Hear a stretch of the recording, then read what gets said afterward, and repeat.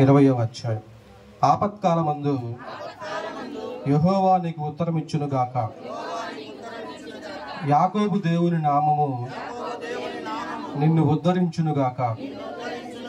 పరిశుద్ధ స్థలములో నుండి ఆయన నీకు సహాయము చేయునుగాక. సియోనులో నుండి నిన్ను ఆదుకొనుగాక.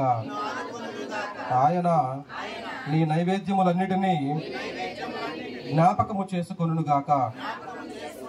నీ దహన బలులను అంగీకరించునుగాక.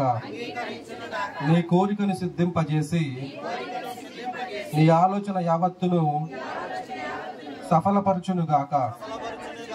యెహోవా నీ రక్షణను బట్టి మేము జయోత్సాహము చేయుచున్నాము. మా దేవుని నామమును బట్టి మా ధ్వజము ఎత్తుచున్నాము. నీ ప్రార్థనలన్నీ యెహోవా సఫలపరచునుగాక.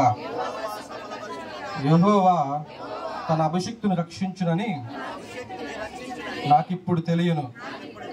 రక్షణార్థమైన తన దక్షిణ హస్త బలము చూపును. తన పరిశుద్ధ ఆకాశములో నుండి అతనికి ఉత్తరం ఇచ్చును. కొందరు రథములను బట్టియు కొందరు గుర్రములను బట్టియు అతిశయపడుదురు. మనమైతే మన దేవుడైన యెహోవా నామమును బట్టి అతిశయపడుదుము. వారు కృంగి నేల మీద పడి ఉన్నారు. మనము లేచి చక్కగా నిల్చుచున్నాము. యెహోవా రక్షించుము. మేము మొరపెట్టినప్పుడు రాజు మాకు ఉత్తరం ఇచ్చును. దేవుని పరిశుద్ధ వాక్యం దీవించబడునుగాక. ఆమేన్.